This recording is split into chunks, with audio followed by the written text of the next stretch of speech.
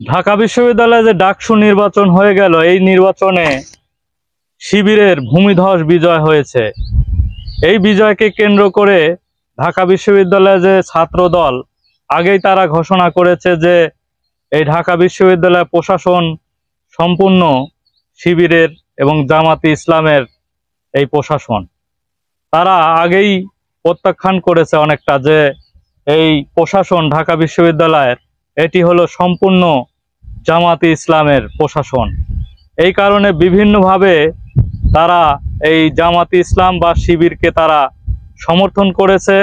এমনকি যখন নির্বাচন চলাকালীন সময় যখন ভোট গ্রহণ শুরু হয়, তখন এই ঢাকা বিশ্ববিদ্যালয়ের আশেপাশে বিভিন্ন জামাত শিবিরের নেতাকর্মীকে তারা উপস্থিত করেছিল এবং আবিদুর রহমান তিনি নিজে অভিযোগ করেছেন যে বিভিন্ন যে নিরাপত্তা কর্মীর পাশ দিয়ে এই জামাত শিবিরের বিভিন্ন নেতাকর্মীকে এই ঢাকা বিশ্ববিদ্যালয়ের মধ্যে প্রবেশ করিয়েছে এবং প্রবেশ করিয়ে বিভিন্নভাবে এই নির্বাচনকে জামাত শিবির তারা প্রভাবিত করেছে। এই অভিযোগ করেছেন ভিপি প্রার্থী আবিদুর রহমান। আসলে এই ঢাকা বিশ্ববিদ্যালয়ের যে নির্বাচন হয়ে গেল, এই নির্বাচনে জামাত ইসলামের যে ভূমিধস বিজয় হয়েছে, এটি তারা বলছে যে 24-এর অভ্যুত্থানের তারা নেতৃত্ব প্রদান করেছে। এই কারণে আসলে ঢাকা বিশ্ববিদ্যালয় তাদের জয় হয়েছে। এখানে যে ছাত্র দলের একটা ভূমিধস পরাজয় হয়েছে, এর কারণ কিন্তু অনেকটা সারা বাংলাদেশের একটি প্রভাব এটি স্বীকার করতে হবে ছাত্র দলকে।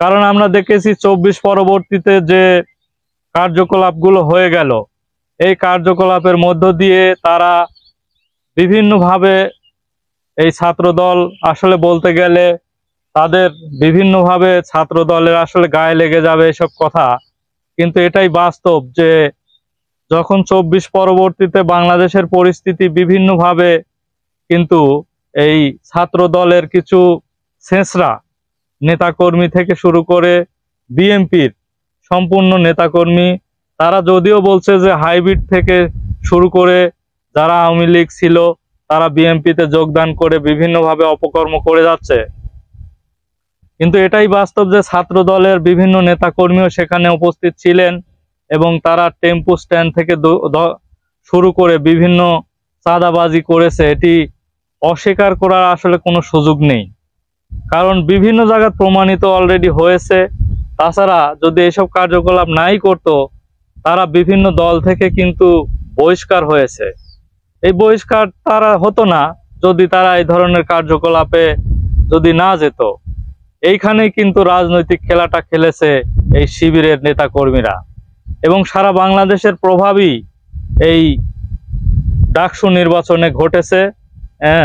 এখানে 24 পরবর্তীতে যে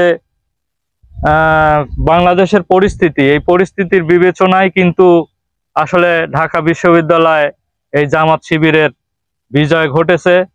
এখন বিএনপি এ থেকে শিক্ষা নিতে হবে যে বর্তমান যে অবস্থা ডাকসুর নির্বাচন দেখে আগামী জাতীয় সংসদ নির্বাচনকে কেন্দ্র করে এখনো আসলে ভালো হওয়ার সুযোগ আছে।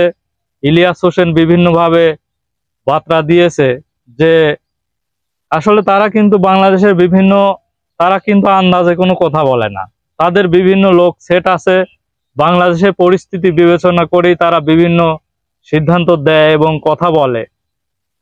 সেই থেকে শুরু করে বলতে গেলে বলা যায় যে আসলে বাংলাদেশের পরিস্থিতি যখন বিভিন্ন ছাত্র দল, বিএনপির বিভিন্ন নেতাকর্মী বিভিন্ন জায়গায় চাঁদাবাজি থেকে শুরু করে টেম্পো দখল, বাস স্ট্যান্ড দখল করেছে, তখন কিন্তু জামাত শিবির বিভিন্নভাবে বড় বড় প্রশাসন থেকে শুরু করে যেমন ঢাকা বিশ্ববিদ্যালয়ের মতো একটি জায়গায় তারা কিন্তু ঠিকই নিজের দলের কিন্তু লোক নিয়োগ করেছে।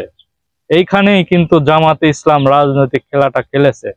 এবং আপনারা লক্ষ্য করবেন যে সচিবালয় থেকে শুরু করে বিভিন্ন প্রশাসনে এখন পর্যন্ত কিন্তু এই জামাত শিবির খোঁজ নিয়ে দেখবেন, তারা জামাত শিবিরের বিভিন্ন বড় বড় যে প্রশাসনের লোক তারা কিন্তু নিয়োগ অলরেডি দিয়ে ফেলেছে।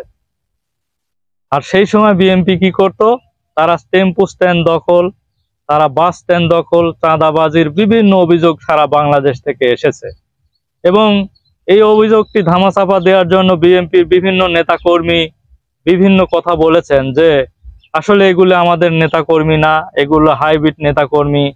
আসলে এই বলে রাজনীতি করার দিন না, শেষ হয়ে গেছে। কারণ মানুষ 24 পরবর্তীতে বুঝতে শুরু করেছে যে আসলে ভালো যারা, ভালো নেতৃত্ব দিতে পারবে যারা, তারাই বাংলাদেশের আগামী নেতৃত্বে আসবে।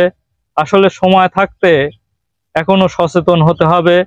আগামী জাতীয় সংসদ নির্বাচন সুন্দর করে যোগ্য প্রার্থী দিয়ে বাংলাদেশের নেতৃত্ব ফিরিয়ে আনতে হবে। এটাই আসলে বিএনপির প্রতি আহ্বান এবং এটি আমরা কামনা করি। ধন্যবাদ সবাইকে।